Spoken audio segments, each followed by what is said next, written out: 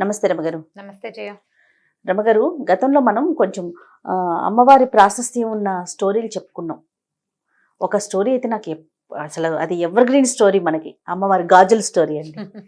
ఇప్పటికీ అది చూస్తే అబ్బా ఎంత బాగుందో అనిపిస్తుంది. ఇప్పటికీ ఆ కథ ఫలానా అయింది అని నాకు వస్తూనే ఉన్నాయి మెసేజ్లు. 2 ఏళ్ళు అయిపోయింది. ఎన్ని పుస్తకాలు వచ్చినాయో.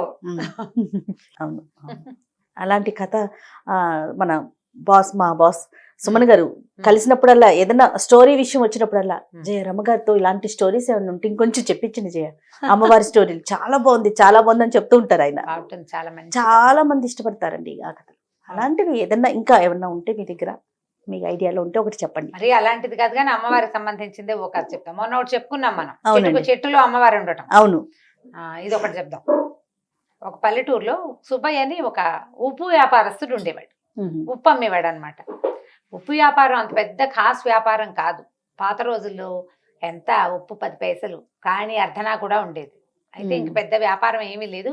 పొద్దున్నే పోయి అమ్ముకుని వచ్చి రాత్రికి ఆ మిగిలింది వచ్చింది దాంతో రోజు గడిచేది. కష్టంగానే గడిచేది. 3-4 పిల్లలు, అమ్మ నాన్న, 1-2 అన్నదమ్ములు, అలా ఉండేది కుటుంబం. అయితే ఈయన ఏం చేసేవాడంటే, వీళ్ళ ఊరు దాటి పక్క ఊళ్ళు వెళ్ళాలి వ్యాపారానికి. ఈ ఊరు దాటి వెళ్తుంటే ఊరు బయట ఒక చిన్న అడవి, చిట్టడవి లాగా ఉండేది. ఆ అడవిలో ఒక చిన్న అమ్మవారి గుడి ఉండేది. అది పెద్ద గుడి, ఖాస్గా కూడా కాదు. మన గ్రామ దేవతల గుళ్ళు ఉంటాయి కదా, కొద్దిగా పొట్టిగా ఉన్న గుడి. వంగి దండం పెట్టాలన్నమాట. కూర్చుంటే అక్కడ కూర్చోవచ్చు కూడా, కాస్త కొద్దిపాటి నీడ కూడా ఉంటుంది. రోజు ఆవిడకి దండం పెట్టేవాడు, వ్యాపారం బాగా జరిపించమ్మా అని. ఎప్పుడైనా వాన బంగుడు వస్తే ఆ గూడు దగ్గరే వంగి కాసేపు కూర్చునేవాడు. కూర్చున్నప్పుడు అనుకునేవాడు, నేను బతికి బాగుంటే, బాగా సంపాదిస్తే గుడి కడతానమ్మా నీకు అని చెప్పుకునేవాడు. వెళ్తూ దండం పెట్టేవాడు, వస్తూ దండం పెట్టుకునేవాడు. అయితే ఏమైంది, అట్లా రోజులు గడుస్తూ ఉన్నాయి. ఏదో బొటాబొటిగా వచ్చేది. ఆ బొటాబొటి దాంతో ఏదో తిని, అంటే పోకుండా బతికుండా ఉండే అంత సంపాదన మాత్రమే అనమాట. ఓ దాచుకునేది, పెద్ద కొనుక్కునేది ఏం లేదు. 4 వేలు నోట్లోకి అన్నానికి మాత్రం సరిపోయేది. ఇలా జరుగుతుండగా ఒకసారి ఒక వర్షాకాలంలో, ఉప్పు సాధారణంగానే వర్షాకాలం కొంచెం నీరు గారిపోతుంది. అవును, సహజంగానే రాళ్ళ ఉప్పు మెతకగా అయిపోతుంది, తడితడిగా ఉంటుంది. పైగా కొలిచినప్పుడు ఎక్కువ వచ్చేస్తుంది. అప్పట్లో తూనికలు తక్కెడ్లు లేవు కదా, సేరు కొలత ఎక్కువ ఉప్పు కూడా వెళ్ళిపోతుంది. అలాగే ఏదో నడుస్తుండేవాడు. ఒకరోజు జడివాన కురిసి ఉప్పు సంచులు తడిసిపోయి ఉప్పు అంతా కారిపోయిందట. కారిపోతే 1 రూపాయి లేదు చేతిలో, పావలా కూడా లేదు. ఆయన అమ్మవారి గూటి దగ్గర కూర్చున్నాడు. ఆ గూటి పక్కన ఏమీ లేదు. ఏం బతుకు ఇది, ఎట్లా కొట్ల బతుకు. 4 వేలు నోట్లోకి వెళ్తాంటే, ఈ వర్షాకాలం 1 వేలు కూడా నోట్లోకి వెళ్ళలేని పరిస్థితి. ఇంటికి వెళ్తే అన్నం కూడా పెట్టలేను నేను. దౌర్భాగ్య స్థితిలో ఉంది నా జీవితం. నీ గుడి కడతా, గోపురం కడతానని అడిగేం ప్రయోజనం? కనీసం ఆ ఉప్పు బస్తా అన్నా తడవకుండా ఉంటే పోనీ ఓ పూట ముద్దైనా తింటాను. నేనేం గుడి కడతానమ్మా నీకు? ఇక నేను చచ్చిపోవటమే, ఇక నా వల్ల కాదు. నా పిల్లలు ఏదో అడుక్కునైనా బతుకుతారు, ఏదో మగవాడిని బతుకున్నాను, ఇంట్లో ఉన్నాను, అడుక్కోండరా అని చెప్పలేకపోతున్నాను అని ఇలాగ చేత విధాల వగచి చెప్పుకున్నాడు ఆ దేవుడి గుడి దగ్గర అమ్మవారికి. నువ్వు ఉన్నావని నమ్మాను కదా, ప్రతిరోజు దండం పెడుతున్నా. ఏం ఫలితం చూపిస్తున్నావు నువ్వు నాకు? ఏమీ ఫలితం చూపించవు. ఇవాళ ఇది కూడా తెలిసిపోయింది. 4 రోజుల అన్నానికి ఆసరా అయిన ఉప్పు అంతా తడిచిపోయింది. ఇక ఎందుకు పనికిరాదు, వానాకాలం అది ఎండదు ఆరదు అని ఇలాగ పోసుకుని, ఏముంది ఈ చెట్టుకి, ఏదో ఒక చెట్టుకి ఊరేసుకుని చచ్చిపోతాను అంతే నేను అనుకున్నాడు. వాన తగ్గేదాకా కూర్చుందామని ఆ గూట్లో కూర్చున్నాడు. ఏమైంది, ఇంతలో అమ్మవారి లేచి బయటకు వచ్చింది. సామన్ సాయిగా అంతెత్తున్న ఒక పడుచు ఆవిడ వచ్చింది. బయటకు వచ్చి, ఏమిరా సుబ్బయ్య చచ్చిపోతావా అని అడిగింది. అడిగేసరికి తెలిసింది, గూట్లో నుంచి బయటకు వచ్చింది. దండం పెట్టాడమ్మా. అమ్మ తల్లి, ఏం చేయను మరి, నువ్వు నాకు ఏమి ఇవ్వద్దు, అన్నం తినడానికి ఆసరా ఇవ్వమనే కదా అమ్మా అడుగుతున్నాను. ఈ ఉప్పు అంతా తడిసిపోయింది, నేనేం పెట్టను, ఈ వర్షాకాలం ఎక్కడి నుంచి వస్తుంది తిండి అని లబోదీపమని మొత్తుకున్నాడు. ఆవిడంది, నేను నీకు డబ్బు ఇవ్వలేదు, అయితే ఓ పని చేస్తా. 1 గంట ఇచ్చింది చిన్నది, ఇలా మోగిస్తే మోగి జేగంట అంటాం కదా, ఆ జేగంట ఇచ్చి చేతులు పెట్టింది. దీన్ని మోగిచ్చు, రోజుకి 5 కాసులు వస్తాయి ఇందులోంచి, వాడుకో, బతుకు, బాగుపడు. ఈ రహస్యం ఎవరికైనా చెప్పావా ఇంక అది పనిచేయదు, నీకే మోగుతుంది. నువ్వు కొడితేనే వస్తాయి డబ్బులు, ఇంకెవ్వరు కొట్టినా రావు. ఇది ఎవరికి చెప్పకూడదు. దండం పెట్టుకున్నాడు. మా అమ్మ మా తల్లి నన్ను కరుణించావా అన్నాడు. సరే ఆవిడ కాస్త లోపలికి వెళ్ళిపోయింది గూట్లోకి. వెళ్ళి కూర్చుంది. అక్కడ ఏముంది, ఇంత చిన్న రాయి రూపంలో ఉంది. పోయా రాతిలో కూర్చుంది. ఆవిడ కనపడకుండా అయిపోయింది. ఈయన ఏం చేశాడు, ఆ గంటని మోగిచ్చాడు. జల్లుమని అందులోంచి 5 రూపాయి కాసులు బయటపడ్డాయి. మేము గెలిచాను దేవుడు అనుకుని ఆ గంట జేబులో పెట్టుకున్నాడు. డబ్బులు పుచ్చుకొని ఇంటికి వెళ్ళిపోయాడు. ఓ 2 కాసులు 2 రూపాయలు 3 రూపాయలు పెడితే శుభ్రంగా అన్నము ఇల్లు వాకిలి శుభ్రంగా గడిచిపోయేది. 2 రూపాయలు పక్కన పెట్టుకునేవాడు. క్రమంగా రోజు గంట కొట్టడం 5 రూపాయలు రావటం, గంట కొట్టడం 5 రూపాయలు రావటం. దీంతో వ్యాపారం వేరే కొత్తది పెట్టుకున్నాడు. ఉప్పు కొట్టు పెట్టుకున్నాడు. మెల్లిగా పెరగటం మొదలుపెట్టాడు.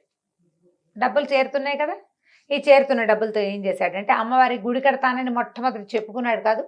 సరే ఒక చిన్న దేవాలయం కట్టించాడు. క్రమంగా పెంచుదామనుకున్నాడు.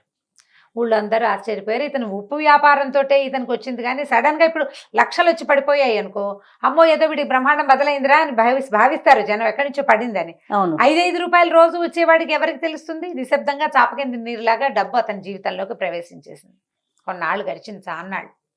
రోజు పొద్దున పూజ చేసేవాడు, గంట వాయించేవాడు, 5 రూపాయలకు పడేవి ఆయన దాచుకునేవాడు. వాడుకోగా కొంతమందికి కోట్లు పెద్దవి చేశాడు, పని వాళ్ళని పెంచాడు, అందరికీ అన్నీ వచ్చినాయి. గుడి కూడా కట్టేశాడు, చాలా మటుకు కట్టాడు. కొన్నాళ్ళ తర్వాత ఏమైందంటే ఇల్లంతా రెనోవేట్ చేయించుకున్నారు బాగా. ఈ రెనోవేషన్లో భాగంగా వాళ్ళ ఆవిడ దగ్గరుండి సున్నాలు వేస్తూ పూజా మందిరం చక్కగా బాగు చేయించి, పెద్దగా చెక్కలు బాగా డిజైన్ లాగా చేయించి, ఈ పాత గంట ఇది ఎందుకని తీసుకెళ్ళి పాత సామాన్లు వాడికి ఇచ్చేసింది. అయ్యో. ఈయన ఆ రోజు ఊరెళ్ళాడు. పొద్దున్నే ఊరెళ్ళిపోయాడు. అర్ధరాత్రి ఎప్పుడో తిరిగి వచ్చాడు. మర్నాడు పొద్దున్న దేవుడి దగ్గర చూస్తే గంట లేదు. ఇప్పుడు ఏం చేయాలి గంట?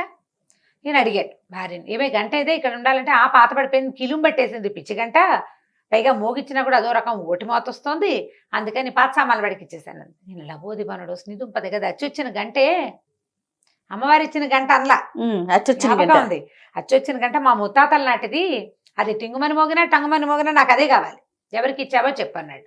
ఎవరికి ఇచ్చావంటే వీళ్ళకి 3 సందులు అవతల కనకయ్య అని ఒక పాత సామాన్లు కొనేవాడు ఒకడు ఉన్నాడు. వాడికి అమ్మేసింది. వాడికి ఇంట్లో అవి ఇవి సామాన్లు పాత అమ్మేస్తూ ఈ గంట కూడా ఇత్తడి వస్తువులాగా, ఇత్తడి కంచు గంటలు కదా ఆ రోజుల్లో ఉండేవి, ఇప్పుడు కూడా కంచు గంట అయితేనే మోగుతుంది. కంచు సామాన్లు, ఇత్తడి సామాన్లు, పాత సామాన్లు, చిల్లులు పడ్డవి, కిలిం పట్టినవి, తర్వాత ఇనప రేకులు, ఇంట్లో ఏవో ఉంటాయి రకరకాలు, అలాంటివి ఇచ్చేసింది. ఇది కూడా అతనికే ఇచ్చింది. పరిగెత్తుకుంటూ ఆ కనకయ్య వాళ్ళ ఇంటికి వెళ్ళాడు. కనకయ్య, మా ఆవిడ ఇచ్చిన సామాన్లలో ఒక గంట ఉంది కదా, ఆ గంట ఇచ్చేది నాకు అన్నాడు. వీడికి ఆ కనకయ్యకి ఏం డౌట్ వచ్చింది, ఈయన పెద్ద మూతుబరి, గత 10 ఏళ్ళుగా బాగా సంపాదించాడు, అమ్మవారి గుడి కట్టాడు, ఆయనకి సంపాదన ఉంది, బళ్ళు గిళ్ళు ఉన్నాయి, పిల్లలు శుభ్రంగా చదువుకుంటున్నారు, పాత వస్తువు కోసం ఎందుకు వచ్చాడు, ఏదో ఉందన్నమాట. అందుకని ఏమనుకున్నాడు, అది ఎదురుగుండానే ఉంది, ఎక్కడో పడేశాను అన్నాడు. కరగబెట్టే సామాన్లలో పడేశానో దాచిపెట్టే సామాన్లలో పడేశానో గుర్తులేదు. అంటే ఇతను ఏమన్నాడు, బాబు ఆ గంట ఇచ్చేసాయి అని అడిగేసరికల్లా, నేను డబ్బులు కొన్నాను మీ ఆవిడ దగ్గర, నేను డబ్బులు ఇచ్చి కొన్నాను, నువ్వేమిస్తావు చెప్పు నీ గంటకన్నాడు. అనేసరికల్లా ఇతను అన్నాడు, అదేమిటి నువ్వు గంటకి ఎంత ఇచ్చావు అంత ఇస్తాను తీసుకోమన్నాడు. ఒప్పుకోలే, ఏదో ఉంది ఆ గంటలో విశేషం, అదేమిటో చెప్పు ముందు నాకు అన్నాడు. అనేసరికల్లా ఇతను అన్నాడు, కాదయ్యా ఆ గంటలో ఒక ప్రత్యేకమైన అర ఉంది, కొంత డబ్బులు దాచిపెట్టుకున్నాను, అందులో ఒక మహిమ గల గంట అది చెప్పాడు. అమ్మవారి సంగతి చెప్పలా, అమ్మవారి సంగతి చెప్పలా, నేను డబ్బులు దాచిపెట్టుకున్నాను, మహిమగల గంట దస్తు ఎప్పుడైనా అత్యవసరానికి తీసుకోవడానికి దాచుకున్నా, నాది నాకు ఇచ్చేయమన్నాడు. ఇంకా నయం, గంటలో డబ్బులు పెడతారా ఎవరైనా అన్నాడు కనకయ్య. గంట అంటే ఏముంటుంది, ఇట్లా ఇలా ఉంటుంది, పైన పీడు ఉంటుంది, లోపల వేళ్ళాడే ఒక లోలకం లాంటిది ఉంటుంది, ఇలా అంటే మోగుతుంది. అందులో రహస్య పర్లు ఎలా ఉంటాయి చెప్పు, పైగా నేను తెచ్చేటప్పుడు చూసి అందులో ఏం లేదు, నువ్వు అబద్ధం చెప్తున్నావు అన్నాడు. కాదు నిజమే చెప్తున్నాను, నా మాట అబద్ధం అని తెలితే 1000 వరహాలు ఇస్తాను, నేను ఆ గంటలో ఇచ్చి డబ్బులు తీయలేకపోతే 1000 వరహాలు ఇస్తా, నువ్వేమిస్తావో చెప్పన్నాడు ఈయన సుబ్బయ్య గారు. ఈతను ఏమన్నాడు, నేను 1000 వరహాలు ఇస్తా, ఆ గంటలో ఏం లేదన్నాడు. రేపొద్దున చూపిస్తానన్నాడు. సరే ఈయన ఏమనుకున్నాడు, సరేలే వాడేం చేయలేడు దాన్ని, ఈయన ఇంటికి వెళ్ళిపోయాడు. మర్నాడు పొద్దున జనాలందరినీ పిలుచుకుని ఆయన వచ్చాడనమాట. ఈ లోపల ఈ రాత్రి కనకయ్య సాయంకాలం నుంచి మొదలుపెట్టి వాళ్ళ తమ్ముడిని పిలిచాడు, బావమరిదని పిలిచాడు, ఆ గంటను తిరగేశారు, మరగేశారు, నేలకేసి కొట్టారు, విసిరారు, ఎక్కడి నుంచి ఏమీ బయటికి రాలే. దాంట్లో ఒక అర ఉండేందుకు ఏ అవకాశము లేదు. ఎక్కడ పెట్టాడో తెలీదు. ఏమైనా రహస్యపు మీటల మీద బాగా తోమేరు మెరిసేలాగా, చింతపండు ఉప్పు పెట్టి తోమేరు, నిమ్మకాయ డిప్పేసి తోమేరు, ధగధగాయమానగా బంగారపు గంటలే మెరుస్తోంది. అందులోంచి ఏమీ బయటికి రాదు. సరే ఏమనుకున్నాడు, ఇందులోంచి ఏమీ రాలేదు కాబట్టి అతను కూడా తీయలేడు, వేయిస్తాడు, వేయకేం చేస్తాడు, చూద్దాం అనుకున్నాడు. మర్నాడు పొద్దున వారావీర ఇతని చుట్టుపక్కల వాళ్ళు నలుగురు చేరారు, ఆయన ఓ నలుగురిని తెచ్చాడు. గంట అందరి మధ్యలో ఆ గంట ఆయనకి ఇచ్చేయాలి. ఇచ్చేసరికల్లా సరే ఇందులో ఏమీ లేదు, నేను తిరిగేశాను మరగేశాను, ఇందులో ఏం లేదు, నువ్వు అబద్ధం చెప్పావు, 1000 అక్కడ పెట్టి గంట తీసుకోమన్నాడు. 1000 రూపాయలు ఇస్తానన్నాడు కదా. అయితే ఈ సుబ్బయ్య గారు అన్నాడు, ముందు గంట నా చేతిలో పెట్టు, డబ్బులు నేను తీసి చూపిస్తాను నీకు ఇందులో. సరే ఇచ్చాడు. ఇచ్చేసరికల్లా ఈయన ఏం చేశాడు, ఆ గంటను దండం పెట్టుకుని అలాగా మోగించి ఆ గంటల నుంచి 5 రూపాయల బిళ్ళలు అతని చేతిలో పెట్టాను. ఇదిగో నేను దాచిపెట్టాను, ఇదిగో అని చూపించాను. జనాలంతా ఆశ్చర్యపోయారు, ఎలా దాచావు అని. ఇప్పుడు నా పూర్వీకుల గంట కదా, ముత్తాతల నుంచి మా ఇంట్లో ఉంది, నేను దాని ఆసరాతోటే బతికాను, నేను మీకు చూపించేస్తానా, నాది ఇది, మా ఇంట్లో నుంచి ఇతను తెచ్చాడు, ఎందుకు చూపిస్తాను నేను మీకు, ఎలా దాచాను చూపించక్కర్లేదు. ఇప్పుడు కనకయ్య ఇది ఆశపడ్డందుకు ఏమిటి ఇచ్చేస్తే గంట అని అడిగితే ఏముంది, పావలా ఇచ్చుంటాడు ఆ గంటకి, ఆ పావలాను ₹1 పావలాకి ₹1 లేదా రూపాయి ఇవ్వు అంటే సరిపోయేది. పందెం కట్టేందుకు 1000 రూపాయలు ఇవ్వాల్సి వచ్చింది. అయితే ఈయన ఏమన్నాడు, సుబ్బయ్య గారు అంత వద్దులేవయ్యా, నా గంట నాకు ఇచ్చావు, సగం ఇవ్వు చాలు, ఆ సగం కూడా నాకు ఇవ్వద్దు, ఊళ్ళో అమ్మవారి గుడి ఉంది కదా, ఊరి చివర గుడి బాగు చేయించడానికి డబ్బులు ఇవ్వు, గుడిని పెద్దది చేయడానికి. కానీ ఈ కనకయ్య దగ్గర నుంచి 500 రూపాయలు ఇప్పించాడు ఆ గుడికి. గుడిని ఇంకా కాస్త బాగు చేశారు. మరి 500 రూపాయలు అంటే ఆ రోజుల్లో ఎక్కువ కదా.